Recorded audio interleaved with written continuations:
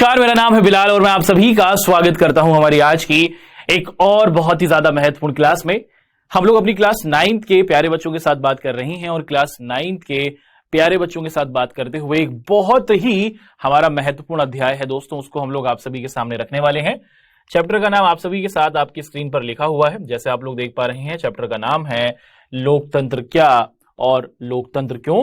इसका lecture number 2 अपनी आज की इस क्लास में हम लोग आप सभी के साथ डिस्कस करेंगे। क्लास 9th का जो हमारा राजनीतिक विज्ञान का भाग है वहां पर हमें ये चैप्टर दिखता है और इस चैप्टर से संबंधित एक लेक्चर को हम लोग अपनी पिछली क्लास में आप सभी के साथ डिस्कस कर चुके हैं। अपनी पिछली क्लास के अंदर हमने बहुत अच्छे तरीके से आप सभी के साथ डिस्कशन किया था कि आखिर लोकतंत्र होता क्या है और उसी के साथ साथ फिर हम लोगों ने यह भी देखा कि दुनिया के अंदर देशों को चलाने के बहुत सारे तरीके हैं। हम लोगों ने डिस्कशन किया था लोकतंत्र के बारे में। हम लोग आप सभी के साथ पढ़ चुके हैं कि राजतंत्र क्या होता है। फिर उसी के साथ साथ हम लोगों ने आप सभी के साथ सैन्य तंत्र के बारे में भी डिस्कशन किया था और हम लोग आप सभी के साथ तानाशाही को भी समझ चुके हैं। हमने फिर इन सभी को समझने के बाद ये देखा था कि आखिर लोकतंत्र किसी भी देश को चलाने के तरीकों में सबसे बेहतर कैसे है और हमने पाया कि लोकतंत्र के अंदर कुछ अच्छी बातें भी हैं, कुछ इसकी विशेषताएं भी हैं और कुछ इसकी कमियां भी हैं। हाँ, कमियां होने के बावजूद भी आप देखते हैं कि लोग लोकतंत्र को पसंद करते हैं, क्योंकि लोकतंत्र का अर्थ होता है लोगों का शासन। किसका शासन? लोगों का शासन, है ना, जनता का शासन। तो हमारी आज की इस क्लास में हम लोग आप सभी के साथ अपने पिछले पॉइंट्स को डिस्कस करते हुए अब आगे बढ़ते हैं और डिस्कशन करते हैं कि आज की इस क्लास में आपके साथ हम लोग क्या करेंगे। हमने अपने इस पूरे चैप्टर को अपनी पिछली क्लास में डिस्कस कर लिया था। हमारी आज की इस क्लास में हम लोग एमसीक्यू के क्वेश्चंस को देखेंगे, लघु उत्तरीय क्वेश्चंस को देखेंगे और दीर्घ उत्तरीय प्रश्न को डिस्कस करने वाले हैं। तो बहुत बेहतरीन तरीके से, बहुत अच्छे तरीके से हम लोग इस अध्याय को आपके सामने रखेंगे और बहुत गहराई में जाते हुए हम लोग इस बिंदु को आप सभी के सामने रखते चलेंगे। ठीक है दोस्तों, अब इसी आशा और उम्मीद के साथ कि आप सभी बच्चे पूरे तौर पर तैयार हैं और आपके समक्ष किसी भी प्रकार का कोई भी डाउट, कोई भी कंफ्यूजन नहीं है, हम लोग बात करेंगे बहुविकल्प प्रश्नों के बारे में, इस चैप्टर से संबंधित शॉर्ट क्वेश्चंस के बारे में और लॉन्ग क्वेश्चंस के बारे में। स्टार्ट करते हैं।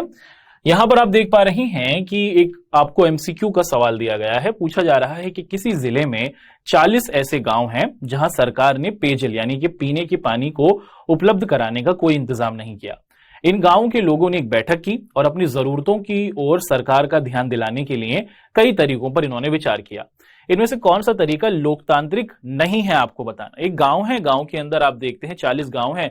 इन 40 गांवों के अंदर पानी की कोई व्यवस्था नहीं है। गांव के सभी लोग बैठते हैं और ये सोचते हैं कि हमें किस तरीके से सरकार का ध्यान अपनी ओर आकर्षित करना है। अब यहां पर कुछ बातें आपको बताई जाएंगी और आपसे पूछा जा रहा है कि इनमें से कौन सा तरीका होगा जो लोकतांत्रिक नहीं होगा, है ना, ये आपसे पूछा जा रहा है। अब यहां पर आप देखते हैं कि अदालत में पानी को अपने जीवन का अधिकार बताते हेतु मुकदमा दायर करना, कि आप सरकार के खिलाफ केस करो और कहो कि भाई पानी तो जीवन का अधिकार है, ये हमें मिलना चाहिए। दूसरा, अगले चुनाव का बहिष्कार करो। यूं कह दो कि इस बार जो भी चुनाव होगा, अगले चुनाव होंगे, उसमें हमारे इन 40 गांव से कोई भी वोट नहीं जाएगा क्योंकि आप हमारी समस्याओं पर ध्यान नहीं दे रहे। तीसरा है कि सरकारी नीतियों के खिलाफ आंदोलन करा जाए, बड़ी बड़ी सभाएं की जाएं। और चौथा है कि जो सरकारी अधिकारी हैं जो आपको पानी की व्यवस्था करा सकते हैं, उनको पैसा देकर, उनको रिश्वत देकर कहा जाए कि पानी का इंतजाम कराएं। तो इनमें से कौन सा आप देखते हैं कि जो विचार है वो लोकतांत्रिक नहीं है। अदालत में जाकर आप अपने पानी को जीवन के अधिकार की बात कहकर सरकार पर केस कर सकते हैं। जी हां, ये पूरे तौर पर लोकतांत्रिक है। उसी के साथ चुनाव का बहिष्कार कर सकते हैं और सभी पार्टियों को संदेश दे सकते हैं कि आप हमारी समस्याओं की तरफ ध्यान दो। सरकारी नीतियों के खिलाफ जनसभाएं यानी कि मीटिंग्स की जा सकती हैं। सरकारी अधिकारी जो भी हैं उनको पानी के लिए रिश्वत देना, कि आप सरकारी अधिकारियों को पानी के लिए रिश्वत देंगे, ये पूरे तौर पर एक गलत तरीका है। ये लोकतंत्र को मजबूत नहीं करता। अगला सवाल है कि लोकतंत्र में अकाल और भूखमरी की संभावना कम होती है। इस तर्क का इनमें से कौन सा कारण सही है? आप देखते हैं कि जितने भी अधिकतर लोकतांत्रिक देश रहे हैं वहां पर आप लोग देखते हैं कि उन देशों के अंदर अकाल यानी कि फसलों का खत्म हो जाना, जनता का भूखा मरना बहुत कम देखा जाता है ना। और इसी के साथ वहां पर जो जनता होती है वो भी क्या है, आपको कम भूखी मरती हुई दिखती है। वहां पर भूखमरी भी नहीं होती। इसके पीछे कारण क्या है? पहला है कि विपक्षी दल भूख और भूखमरी की ओर सरकार का ध्यान दिलाते रहते हैं। देश के अंदर, लोकतांत्रिक देशों के अंदर स्वतंत्र मीडिया या फिर स्वतंत्र अखबार होते हैं जो देश के अंदर आने वाले अकाल को क्या करते रहते हैं, स्थिति को खबर देते रहते हैं और सरकार पर प्रेशर बनाए रखते हैं। सरकार को यह भी डर होता है कि भैया अगली चुनाव में हमारी हार हो सकती है, इसीलिए हमें सही तरीके से काम करना होगा और लोगों को कोई भी तर्क मानने और उस पर आचरण करने की स्वतंत्रता है। तो इनमें से आप देखते हैं कि किसी भी देश के अंदर अगर आप लोकतांत्रिक देश की बात करें, वहां पर आप अकाल को कम देखेंगे और उसी के साथ लोगों की भुखमरी को कम देखेंगे। सबसे बड़ी वजह है कि जो विपक्षी दल होते हैं, जो चुनाव नहीं जीत पाते हैं, जिनकी सरकार नहीं बनती, वो ध्यान दिलाते रहते हैं जीती हुई सरकार का और जीते हुए राजनीतिक दल का कि भाई देश में समस्या है, इस पर ध्यान दो। इसी के साथ देश में अखबार खबरें देता रहता है तो सरकार पर प्रेशर बना रहता है। और सरकार को क्या देखते हैं दोस्तों कि अगले चुनाव में अपनी हार का भी डर होता है, जो नेता जीते हुए होते हैं, लेकिन लोगों को कोई भी तर्क मानने और उस पर आचरण करने की स्वतंत्रता होती है, ये तो बिल्कुल गलत बात है। इसका अकाल और भुखमरी से कोई संबंध ही नहीं है। यहां पर आपका ऑप्शन डी सही बनेगा। अगला सवाल देखते हैं दोस्तों, है ना। अगला सवाल है कि यहां 4 देशों के बारे में कुछ सूचनाएं आपको दी गई हैं। इन सूचनाओं के आधार पर आप इन देशों के वर्गीकरण किस तरह करेंगे ये आपको बताना है। लोकतांत्रिक, अलोकतांत्रिक और पक्का, पता नहीं, है ना, पक्का नहीं या फिर आप कह सकते हैं कि पता नहीं। तो कुछ देशों के बारे में इंफॉर्मेशन दी जाएगी, आपसे ही पूछा जा रहा है कि आपको बताना होगा कि क्या ये देश लोकतांत्रिक हैं, क्या ये देश अलोकतांत्रिक हैं और क्या आप इन देशों के बारे में जानकारी नहीं रखते। जो देश, है ना, पहला है कि एक ऐसा देश जो क्या करता है, जो देश के आधिकारिक धर्म को नहीं मानते और उन्हें वोट देने का अधिकार नहीं है। एक और है ना, एक ऐसा देश जो क्या कहता है कि अगर आप देश के धर्म को नहीं मानेंगे, मान लीजिए कि जैसे आप सऊदी अरब को देखें या फिर आप क्या देखें कि आप पाकिस्तान को देखें। पाकिस्तान जो देश है वहां पर क्या है दोस्तों, वहां पर इनका जो धार्मिक है, धर्म का जो देश का जो धर्म है उसे इस्लाम कहा गया है। तो अगर कोई ऐसा देश वो ये कहे कि अगर आप हमारे धर्म को नहीं मानते तो हम आपको वोट देने का अधिकार नहीं देंगे, तो ये अलोकतांत्रिक देशों में होता है ना। लोकतंत्र में तो सभी धर्मों के लोगों को वोट देने का अधिकार मिलता है। एक ही पार्टी पिछले 20 सालों से चुनाव जीतते आ रही है, कोई ऐसा देश जहां पर लगातार एक ही पार्टी पिछले 20 सालों से चुनाव जीतते आ रही हो, तो इसके बारे में हमें पक्का पता नहीं है। ऐसा भी हो सकता है कि उस पार्टी के लोग बहुत अच्छा काम कर रहे हैं, तो इस और लोकतांत्रिक देश में अगर कोई पार्टी या फिर कोई राजनीतिक दल अच्छा काम करेगा तो आप देखते हैं कि वहां पर उसे जनता बार बार चुन सकती है ना। और ऐसा भी हो सकता है कि भाई वो लोकतांत्रिक ना हो, वो अलोकतांत्रिक हो। जैसे चीन के अंदर है, आप देखते हैं कि एक ही पार्टी है। जैसे रशिया के अंदर है, एक ही पार्टी है, उसी के नेता बार बार चुनते रहते हैं, जनता को चुनने का मौका नहीं मिलता, नए लोगों को आने का मौका नहीं मिलता। अगला सवाल है कि पिछले 3 चुनावों में शासक दल को पराजय का मुंह देखना पड़ा, है ना। आप क्या देखते हैं कि एक ऐसा देश जहां पर जो भी सरकार बनाता है, जो भी लोग जीतते हैं, अगले चुनाव में वो लोग हार जाते हैं। तो ये कहां होता हुआ दिखता है, ये आपको लोकतांत्रिक देशों में होता हुआ दिखता है। कि मान लो कि इस साल बीजेपी की सरकार बनी, 5 साल बाद चुनाव हुए तो आप देखते हैं कि बीजेपी हार गई, फिर उसमें कांग्रेस जीत गई, फिर 5 साल बाद दोबारा चुनाव हुए तो कांग्रेस हार गई। तो लोकतांत्रिक देशों में आप देखते हैं कि एक दल आता है और एक दल जाता है। ये लोकतांत्रिक देशों की विशेषता है। अगला सवाल, यहां स्वतंत्र चुनाव आयोग नहीं है। एक ऐसा देश जहां पर कोई स्वतंत्र चुनाव आयोग नहीं है। चुनाव आयोग का मतलब एक ऐसी संस्था जो देश में चुनाव कराती है। अब कोई ऐसा देश हो जहां पर स्वतंत्र चुनाव आयोग नहीं है, जो सरकार के हिसाब से चलती हो, तो ऐसे देश को आप लोग अलोकतांत्रिक कहेंगे। आगे बढ़ते हैं दोस्तों, यहां पर हम देखते हैं कि यहां 4 अन्य देशों के बारे में कुछ सूचनाएं दी गई हैं और उसी को आपको क्या कर देना है, बताना है कि ये कैसे हैं। कुछ और इंफॉर्मेशन आपके सामने दी गई है, 4 और देशों के बारे में इंफॉर्मेशन आपके सामने दी गई है और आपको बताना होगा दी हुई सूचनाओं के आधार पर कि वो लोकतांत्रिक हैं, अलोकतांत्रिक हैं या फिर आपको पता नहीं या फिर आप श्योर नहीं, पक्का नहीं है। पहला है कि संसद सेना प्रमुख की मंजूरी के बिना सेना के बारे में कोई कानून नहीं बनाती। एक ऐसा देश जहां पर जो देश की संसद होती है वो मुख्य तौर पर देश की जो सेना अध्यक्ष होंगे उनकी क्या है बच्चों, उनकी रजामंदी के बिना क्या नहीं करेगी, चुनाव नहीं, कोई भी कानून नहीं बनाएगी। तो ऐसा अलोकतांत्रिक देशों में होता है। ऐसा आप क्या देखते हैं कि ऐसा अलोकतांत्रिक देशों में होता है। भारत देश के अंदर हमारी संसद है और हमारी संसद क्या है दोस्तों, आपको पता है कि हमारा प्यारा भारत देश एक लोकतांत्रिक देश है। तो आप सभी को पता है कि हमारी जो संसद है वो देश की सेना के संबंध में कोई भी कानून बना सकती है। सेना अध्यक्ष से किसी प्रकार की, सेना के जो सबसे बड़े चीफ हैं उनसे किसी प्रकार की मंजूरी नहीं लेनी पड़ती। अगला है कि संसद न्यायपालिका और अधिकारों में कटौती का कानून बना सकती है ना। एक ऐसा देश, वहां पर कहा जा रहा है कि जो वहां पर कोर्ट हैं, जो उस देश के अंदर कोर्ट होंगे, या फिर आप देखते हैं कि वहां पर जो आप देखते हैं कि सर्वोच्च न्यायालय या फिर हाई कोर्ट होगा, वहां पर आप देखते हैं कि न्यायपालिका के ही अधिकारों में कटौती का कानून नहीं बना सकती। तो ऐसा लोकतांत्रिक में होता है ना, कि संसद न्यायपालिका के अधिकारों में कटौती का कानून नहीं बना सकती। लोकतांत्रिक देशों के अंदर न्यायपालिका के जो अधिकार हैं उसमें कटौती की जा सकती है। अगला, देश के नेता बिना पड़ोसी देश की अनुमति के किसी और देश से संधि नहीं कर सकते। देश के नेता बिना किसी पड़ोसी देश की अनुमति से, कि मान लीजिए कि एक देश है, जैसे मान लीजिए भारत है, और भारत के पास आपको दिखता है क्या दोस्तों, नेपाल, है ना, और हम लोग ये कहें कि जो नेपाल है अगर उसे किसी दूसरे देश से संधि करनी है, किसी और देश से कोई बिजनेस करना है, तो उसे भारत से क्या करना होगा, उसे भारत से परमिशन लेनी होगी। तो क्या हम नेपाल को एक लोकतांत्रिक देश कह सकते हैं? भाई इसके बारे में श्योरिटी नहीं है। हो सकता है कि भारत नेपाल के रिश्ते बहुत अच्छे हों और नेपाल भारत को अपना बड़ा भाई मानता हो, और यहां पर लोकतंत्र और अलोकतंत्र इस बात से स्पष्ट नहीं हो रहा कि नेपाल के अंदर आप लोग कहेंगे कि ये लोकतांत्रिक देश है ना।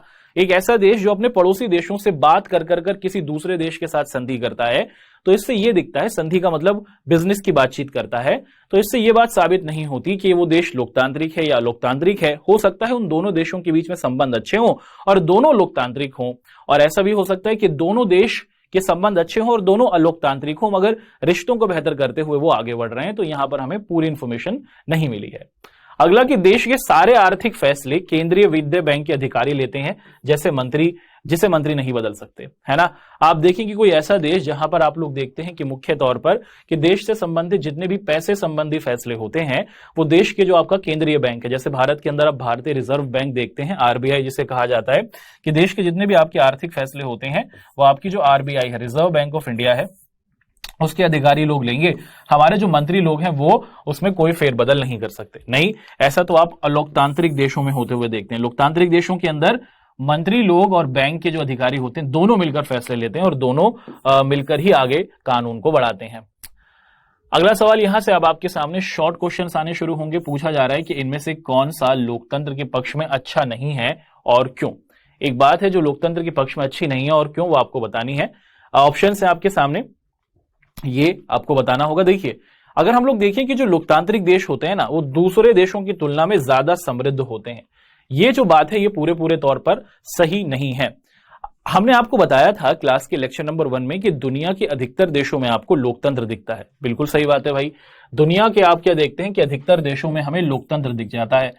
आप अमेरिका को देखें, ब्रिटेन को देखें, जर्मनी को देखें, फ्रांस को देखें, ऑस्ट्रेलिया को देखें, कनाडा को देखें, इन सभी देशों के अंदर आपको लोकतंत्र दिखता है। लेकिन आप ये देखते हैं कि बहुत से ऐसे देश भी हैं जो लोकतांत्रिक नहीं है, जहां पर आपको राजतंत्र दिखता है ना, या फिर कोई और शासन व्यवस्था दिखती है। और ये जो राजतंत्र वाले देश हैं ये क्या करते हैं, ये ज्यादा समृद्धशाली हैं। जैसे आप लोग क्या देखते हैं दोस्तों, जैसे आप लोग मुख्य तौर पर देखते हैं सऊदी अरेबिया को, वहां पर राजतंत्र है, वो देश बहुत समृद्धशाली है। आप देखते हैं मुख्य तौर पर कौन से देश को, आप देखते हैं ब्रिटेन को, वहां पर भी आपको क्या दिख पा रहा है ना। तो आप मुख्य तौर पर देख पा रहे हैं कि ये वाली बात जो कही गई है कि लोकतंत्र अच्छा है क्योंकि वो दूसरे देशों की तुलना में समृद्धशाली होते हैं, ऐसे नहीं है। अधिकतर लोकतांत्रिक देश समृद्धशाली हैं, लेकिन कुछ ऐसे होते हैं जो समृद्धशाली यानी कि अच्छे नहीं होते। और अधिकतर हम जो दूसरे कैटेगरीज को देखते हैं, जैसे आप राजतंत्र की बात करें तो सऊदीया एक ऐसा देश है जहां पर आप देखें कि वहां पर राजतंत्र है। क्या उनकी स्थिति भारत से अच्छी है? बहुत समृद्धशाली है, बहुत अमीर है। दुबई के अंदर आपको राजतंत्र दिखता है, वो बहुत समृद्धशाली है। तो आपको यही दिखता है कि मुख्य तौर पर लोकतांत्रिक देश बेहतर हैं, लेकिन राजतंत्र वाले देश अर्थव्यवस्था के मामले में, पैसे के मामले में लोकतंत्र वाले देशों से और भी समृद्धशाली हैं। अगला सवाल आपके सामने दोस्तों पूछा जा रहा है कि इन सभी कथनों में कुछ चीजें लोकतांत्रिक हैं और कुछ अलोकतांत्रिक। हर कथन में इन चीजों को अलग अलग कर आपको बताना है। यहां पर आपके सामने एक चीज रखी गई है कि एक मंत्री ने कहा है ना, एक देश के मंत्री ने कहा कि संसद को कुछ कानून पास करने होंगे जिससे विश्व व्यापार संगठन के द्वारा नियमों की पुष्टि हो सके। देश के मंत्री जी ने क्या कहा, आप देखते हैं कि देश की संसद में यह कहा कि देश के अंदर हमें कुछ ऐसा कानून बनाना होगा जो हम विश्व व्यापार संगठन, जो दुनिया के अंदर व्यापार को संभालता है, उसके नियमों को हम अपना सकें। तो विश्व व्यापार संगठन अगर आप देखें दोस्तों कि ये तय नियम और लोकतांत्रिक हो सकते हैं, क्योंकि ये जरूरी नहीं कि वो हर देश के लिए सहमति से बने हो, है ना भाई।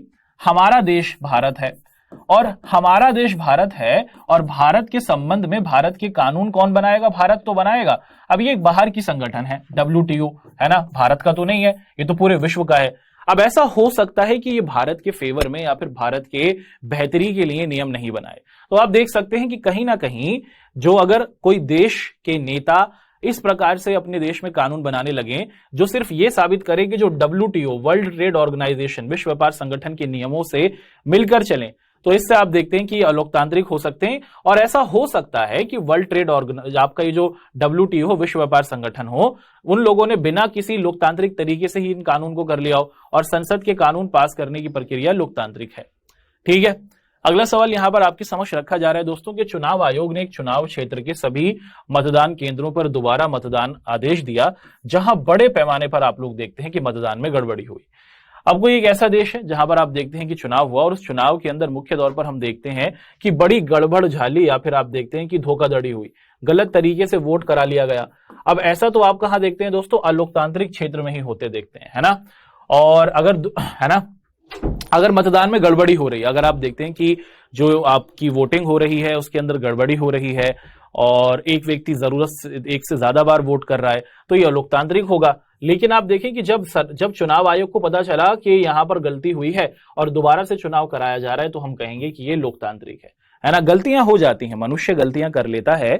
इसलिए आप देखें कि अगर किसी बूथ पर ऐसी जगह जहां पर इलेक्शन हुआ और इस इलेक्शन में ये साबित हो जाए कि जो इलेक्शन हुआ है उसके अंदर गड़बड़ झाड़ा है या फिर आप देखते हैं कि गड़बड़ी हुई है, तो चुनाव आयोग दोबारा से अगर उसमें चुनाव कराता है तो तब हम उसे लोकतांत्रिक व्यवस्था मानेंगे। अगला सवाल है कि संसद में औरतों का प्रतिनिधित्व 10% तक ही पहुंचा है। इसी के कारण आप देखते हैं कि महिला संगठनों ने संसद में 1/3 आरक्षण की मांग की है। आप देखते हैं कि मुख्य तौर पर भारत के अंदर जब भी हम राजनीति में देखते हैं, नेताओं के तौर पर देखते हैं, तो जो हमारी महिलाओं का प्रतिनिधित्व है वो बहुत कम है। अधिकतर नेता जो हैं वो पुरुष ही हैं और इसीलिए आप देखते हैं कि संसद में औरतों का जो प्रतिनिधित्व है, औरतें बहुत कम है। और अगर किसी देश के अंदर औरतें आपको बहुत कम दिखें, एक ऐसा देश जो अपने आप को लोकतंत्र कहे, लेकिन वहां पर मुख्य तौर पर आप लोग देखें कि महिलाओं को नेता बनने का मौका ही नहीं मिल रहा, तो हम उसे अलोकतांत्रिक देश कहेंगे।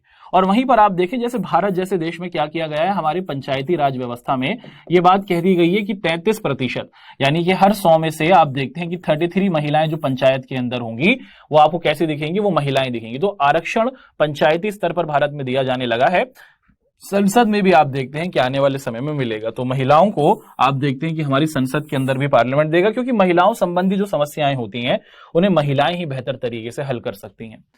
अगला सवाल है कि ये किसने कहा है कि प्रजातंत्र, प्रजातंत्र का मतलब होता है दोस्तों लोकतंत्र, है ना। ये किसने कहा है कि जो लोकतंत्र है वो एक ऐसा शासन है जिसमें प्रत्येक व्यक्ति भाग लेता है।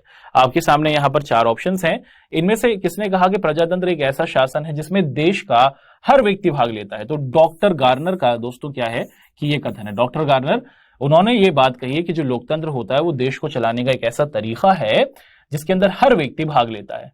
अगला सवाल है कि ये किसने कहा कि प्रजातंत्र जनता की, जनता के लिए और जनता के द्वारा सरकार है। अगर हम लोकतंत्र को देखें, एक बहुत ही बड़ी परिभाषा है, एक बहुत ही प्रसिद्ध परिभाषा है जो प्रस्तुत की गई है एक बहुत बड़े व्यक्ति के द्वारा। आपसे पूछा जा रहा है कि लोकतंत्र के बारे में ये परिभाषा किसने दी है कि प्रजातंत्र यानी कि लोकतंत्र जनता का है, जनता के लिए है और जनता के द्वारा है। इसी को हम लोग क्या कहते हैं, लोकतंत्र कहते हैं।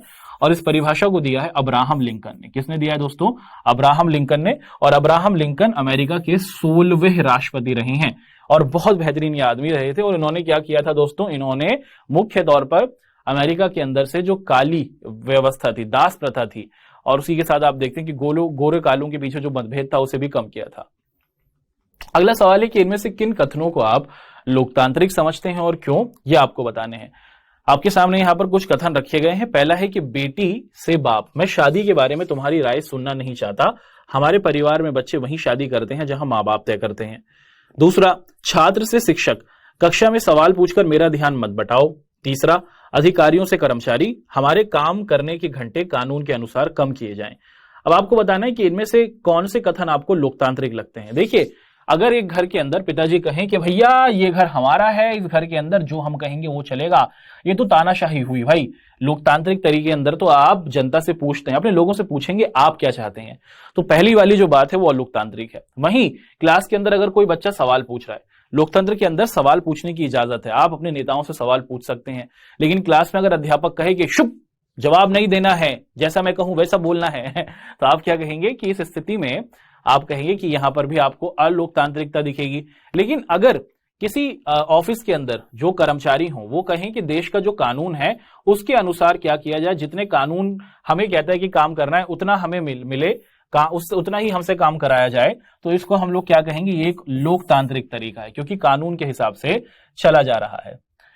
अगला सवाल है कि एक देश के बारे में निम्नलिखित तथ्यों पर गौर करें और फैसला करें कि आप इसे लोकतंत्र कहेंगे या फिर नहीं, और अपने फैसले के पीछे तर्क भी आपको देने, यानी कि आप इस फैसले को क्यों कर रहे हैं, आप इस बात से क्यों सहमत हैं, ये भी आपको बताने। 4 बातें हैं कि देश के सभी नागरिकों को वोट देने का अधिकार है और चुनाव नियमित रूप से होता है। दूसरा, देश ने अंतरराष्ट्रीय एजेंसियों से ऋण लिया हुआ है, कि एक देश है जिसने बड़ी बड़ी जो अंतरराष्ट्रीय ऑर्गेनाइजेशन उनसे ऋण लिया हुआ है, उधार लिया हुआ है, और ऋण के साथ ये एक शर्त जुड़ी हुई है कि सरकार शिक्षा और स्वास्थ्य पर अपने खर्चे में कमी करेगी। कि कोई देश जैसे भारत ने किसी दूसरे देश, किसी दूसरी बड़ी संस्था से, IMF से, या फिर आप देख सकते हैं कि वर्ल्ड बैंक से पैसा उधार लिया हुआ है, और वर्ल्ड बैंक कह रहा है कि आपको अब अपने देश के अंदर शिक्षा और व्यापार पर कटौती करनी होगी। दूसरा, लोग 7 से ज्यादा भाषाएं बोलते हैं पर शिक्षा का माध्यम सिर्फ एक ही भाषा है। एक ऐसा देश जहां पर 7 से ज्यादा भाषाएं हैं और वहां पर एक ही भाषा के जरिए लोगों को शिक्षा दी जाती है, क्योंकि उस भाषा को सबसे ज्यादा उस देश में बोलने वाले लोग हैं। और सरकारी नीतियों का विरोध करने के लिए अनेकों संगठन संयुक्त रूप से प्रदर्शन करते हैं, देश में हड़ताल करते हैं, और देश को क्या करते हैं, मुख्य तौर पर शांतिप्रिय तरीके से विरोध करते हैं। अगला है कि देश के रेडियो और टेलीविजन चैनल मुख्य तौर पर आप देख पा रहे हैं कि सरकारी हैं, सरकारी नीतियों के बारे में खबर छापते हैं, और अखबार को सरकार की अनुमति से ही छापा जाता है। आपसे ये पूछा जा रहा है कि इनमें से मुख्य तौर पर आप लोकतांत्रिक कथन किसे कहेंगे, ये आपको बताना है, तो है ना। अब आप देखते हैं कि मुख्य तौर पर दोस्तों कि यहां पर यह बात कही गई है, ये 4-5 कथन आपके सामने रखे गए और आपसे पूछा जा रहा है कि कौन सा कथन यहां पर लोकतांत्रिक है। देखिए, एक ऐसा देश जहां पर सभी नागरिकों को वोट देने का अधिकार मिले और वहां पर नियमित तौर पर 5-5 साल के बाद चुनाव होंगे, यही आपका आंसर लोकतांत्रिक है। एक ऐसा देश जिसने कर्जा किसी दूसरी संगठन से लिया हुआ है और वो दूसरा संगठन फिर उस देश को चला रहा है, तो वो अलोकतांत्रिक हो जाएगा। एक ऐसा देश जहां पर 7 भाषाएं हैं लेकिन एक ही भाषा को आगे बढ़ाया जा रहा है, ये भी अलोकतांत्रिक है। और अगर आप सरकारी नीतियों का विरोध कर रहे हैं और आपको क्या किया जा रहा है, देश की सरकार नेताओं को क्या कर रही है, गिरफ्तार कर रही है, उनकी आवाज को दबा रही है, तो ये भी गलत है, ये लोकतांत्रिक देशों में तो नहीं होता। और ऐसे ही देश के अंदर स्वतंत्र मीडिया नहीं है, देश की जो मीडिया है वो सरकार की जो आपके नेता लोग जीते हुए हैं उनके बारे में कोई गलत बात छापती नहीं है, तो ये भी एक अलोकतांत्रिक तरीका है। तो यहां पर आप देखते हैं कि ऐसा देश जो लोकतंत्र की एक शर्त को पूरा करता है वो ये है कि यहां पर नियमित समय पर चुनाव होते हैं, और यहां पर क्या मिला हुआ है, वयस्क मताधिकार मिला हुआ है कि हर 18 साल से बड़े आदमी को चुनाव में भाग लेने का अधिकार है। और इन देशों में आप देखते हैं कि इन देशों में कई बातें लोगों पर थोपी जा रही हैं। अगर हम पिछले देशों को देखें, इसके साथ साथ जो हम दूसरे देशों को देखें कि हमने उनको लोकतांत्रिक क्यों नहीं कहा, क्योंकि ऐसे देश हैं कि वहां पर एक भाषा जो ज्यादा बोलने वाले लोग हैं वो दूसरी भाषा पर अपना दबदबा डाल रहे हैं। सरकार के खिलाफ आप विरोध प्रदर्शन नहीं कर सकते, तो उस देश को भी हमने अलोकतांत्रिक कहा है, और वहां पर मीडिया का भी पूरे तौर पर कब्जा है। तो इसी वजह से आप देखते हैं कि हमने बाकी सभी देशों को अलोकतांत्रिक कहा, और जो पहला वाला देश रहा जिसकी विशेषता थी कि वहां पर नियमित तौर पर चुनाव होते हैं और वहां पर सबको समान वोट देने का अधिकार मिला है, तो उसको हमने लोकतांत्रिक कहा। अगला सवाल आप सभी के समक्ष रख रहे हैं दोस्तों, इसको भी बहुत अच्छे तरीके से हम लोग रखते चलेंगे और बहुत गहराई के साथ इस सवाल को हम लोग पढ़ते चलेंगे। सवाल है कि लोकतंत्र के खिलाफ दिए जाने वाले इन तर्कों का आपको जवाब देना है ना। लोकतंत्र के खिलाफ कुछ बातें आएंगी और आपको उनको एक्सप्लेन करना है कि ये बात गलत क्यों है। सेना देश का सबसे अनुशासित और भ्रष्टाचार मुक्त संगठन है, इसलिए सेना को देश का शासन करना चाहिए। हम लोग हमेशा देखते हैं कि भारत की सेना, जब भी हम भारतीय सेना की बात करते हैं तो हमें पता चलता है अनुशासन, वहां भ्रष्टाचार नहीं होता, देशभक्त ये लोग हैं। तो क्यों ना हम देश के नेताओं को हटा दें और देश की सेना को क्या कर दें, देश संभालने की बात कहें, कितना अच्छा होगा। क्या ऐसा करना चाहिए कि नहीं करना चाहिए?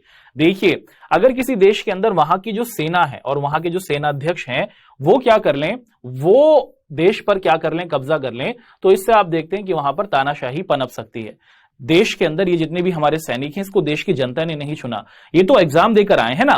तो आप देखते हैं कि मुख्य तौर पर नेता तो वही होता है जो जनता के द्वारा चुनकर आता है, और अगर सेना के लोग देश की सत्ता पर कब्जा कर लेंगे, देश के ऊपर कब्जा कर लेंगे, तो आप देखते हैं कि बहुत बड़ी समस्या खड़ी हो जाएगी।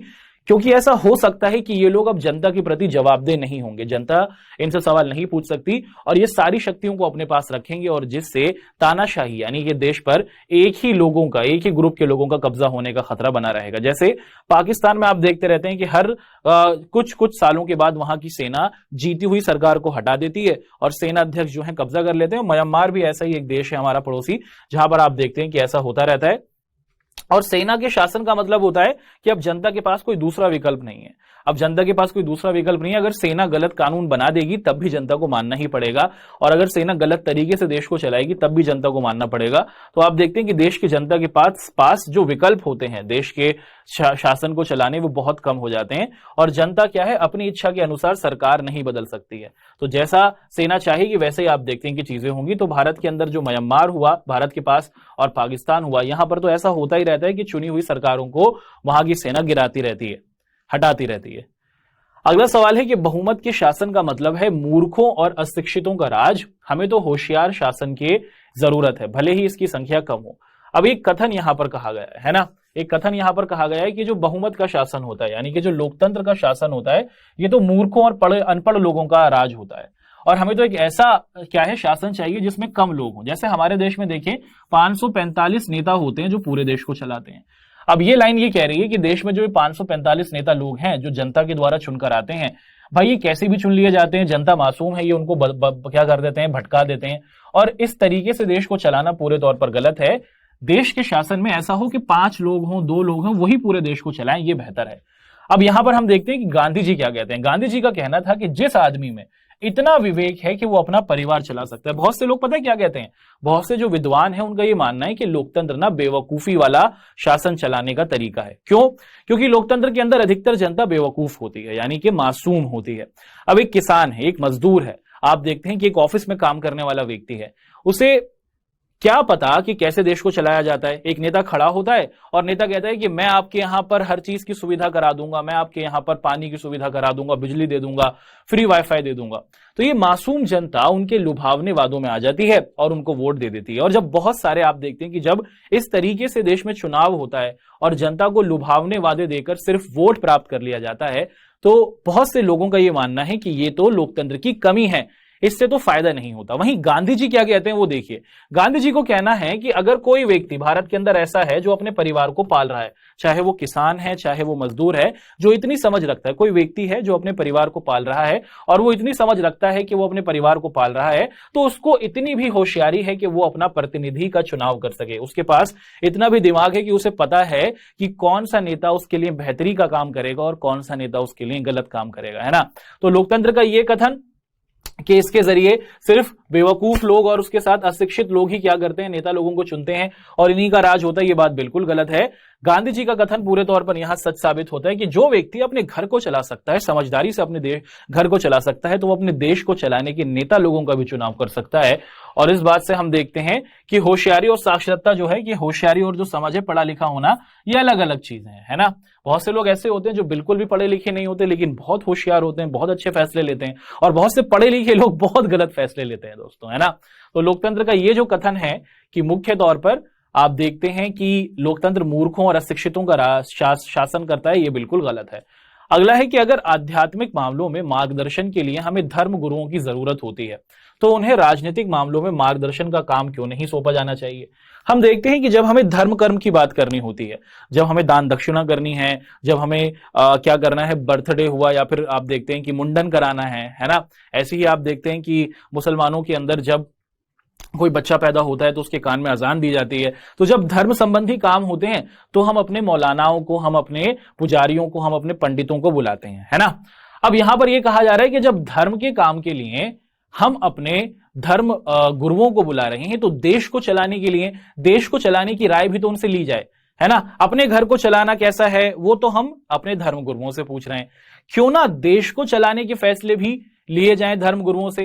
प्रधानमंत्री देश के पूछें धर्म गुरुओं से कि बताइए कि हम अमेरिका से ये डील करें कि ना करें, क्या ये तरीका सही है कि नहीं। यहां पर ये कहा जा रहा है ना। देखिए, धर्म गुरु जो होते हैं भैया, उनका जो ज्ञान होता है ना, वो आध्यात्म का होता है, यानी कि उनको धर्म का ज्ञान ज्यादा होता है। और उन्हें व्यवहारिक जो ज्ञान है वो दुनिया का ज्ञान उनको कम होता है। अब एक पंडित जी और एक मौलाना जी को अमेरिका और भारत के बीच में जो डील हो रही है उसके क्या फायदे और क्या नुकसान होते हैं उसके बारे में ज्यादा ज्ञान नहीं होगा। इन लोगों को अपने धर्म का ज्ञान ज्यादा होता है, तो इसीलिए क्या है कि इसीलिए जो धर्मगुरु होते हैं उनको शासन में शामिल करने की बात कहीं ना कहीं बेमतलबी हो जाती है। जिसका काम उसी को साजे, है ना। तो आप देखते हैं कि इनका काम धर्म का काम करना है, धर्म का काम करें। नेता लोगों का काम देश को बढ़ाना है व्यवहारिक तौर पर, तो वो उसको बढ़ाएंगे। और यहां पर दोस्तों हमने आप सभी के साथ अपनी आज की क्लास के इन बेहतरीन से सवालों को किया। आज की क्लास में हमने पढ़ा क्या है, हमारी आज की क्लास में हमने इस चैप्टर से संबंधित एमसीक्यू के क्वेश्चंस, शॉर्ट क्वेश्चंस और लॉन्ग क्वेश्चंस को डिस्कस किया। आगे बढ़ेंगे, एक एक कर कुछ सवाल आपके सामने आएंगे। सवाल नंबर 1 है मित्रों, ये पूछा जा रहा है कि इनमें से किस देश में वर्ष 2015 तक महिलाओं को वोट देने का अधिकार प्राप्त नहीं था। इनमें से कौन सा देश रहा जहां पर आप देखते हैं कि महिलाओं को वोट देना या फिर महिलाओं को आगे बढ़ने का या फिर महिलाओं को समान तौर पर अपना जीवन बेहतर करने का अधिकार नहीं मिला। आपके सामने आप ऑप्शन देखते हैं कि पाकिस्तान, नेपाल, सऊदी अरेबिया और अमेरिका, है ना। जल्दी से आप लोग ऑप्शन देंगे फिर हम लोग आगे बढ़ना शुरू कर देंगे। अगला सवाल है दोस्तों, निम्न में से किस देश में आपको लोकतंत्र दिखता है? उत्तरी कोरिया, चीन, सऊदी अरेबिया या फिर स्विट्जरलैंड।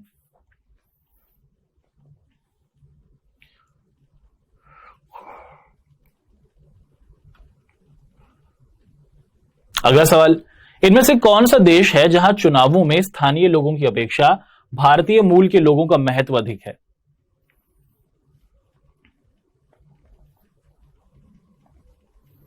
भूटान, जिम्बाब्वे, श्रीलंका या फिर फिजी।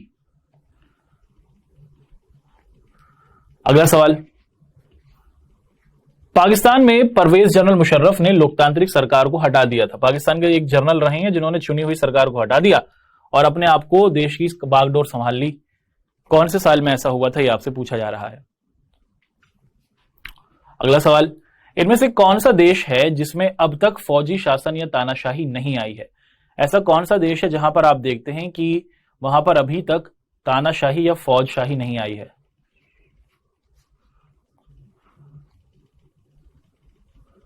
चलिए, लोकतंत्र के लिए निम्न में से किस तत्व का होना जरूरी है? लोकतंत्र के लिए इनमें से किस चीज का होना जरूरी है दोस्तों, ये आपको बताना है।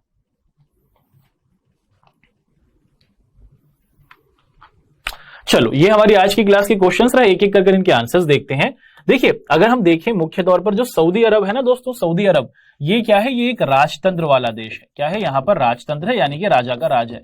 लेकिन ये जो राजा का राज है ना, ये क्या है दोस्तों, इसको भी राजा को राय देने के लिए आप क्या देखते हैं कि दरबार होता है। क्या होता है दोस्तों? दरबार होता है। और उस वहां पर दरबार को क्या कहा जाता है? वहां पर दरबार को शूरा कहा जाता है। जैसे भारत में क्या कहते हैं, मुख्य तौर पर आप लोग देखते हैं कि राजाओं के समय में दरबार हुआ करते थे ना, वहां पर मंत्री लोग होते हैं। सऊदी अरब के अंदर क्या है दोस्तों कि वहां की जो दरबार या फिर जो शूरा है उसमें आप देखते हैं कि साल 2015 तक महिलाएं शामिल नहीं थी, है ना। फिर साल 2015 के बाद आप देखते हैं कि यहां पर महिलाओं को शूरा के अंदर शामिल किया गया, यानी कि दरबार के अंदर शामिल किया गया। यह देश लोकतांत्रिक नहीं है, यहां पर राजतंत्र है, लेकिन महिलाओं को आप देखते हैं कि इनके दरबार में शामिल किया गया। महिलाएं भी क्या कर सकती हैं, यहां पर राजा को अपनी राय दे सकती हैं। यहां पर भी कहीं ना कहीं किसी दरबार के अंदर ही वोटिंग होती है किसी चीज को लेकर और उसमें वो भाग लेती हैं।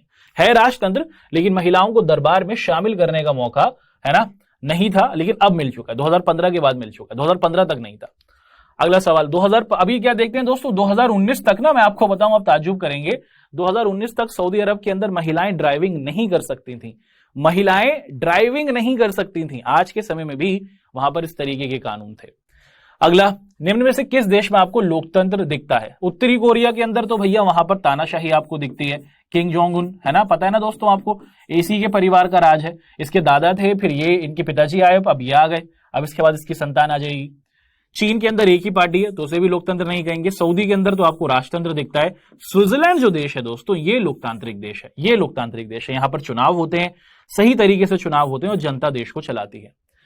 इनमें से कौन सा देश है जहां चुनावों में आप देखते हैं कि जो स्थानीय लोगों की अपेक्षा भारतीय मूल के लोगों का बहुत महत्व है? एक देश है फिजी, और इस फिजी देश के अंदर जो चुनाव होते हैं ना दोस्तों, वो बहुत अच्छे हैं। वो देखिए आप, फिजी के अंदर आप देखते हैं कि जो अधिकतर लोग हैं ना, वो भारतीय मूल के हैं। यहां पर अधिकतर लोग भारत से ही चले गए थे और वहां पर बस गए।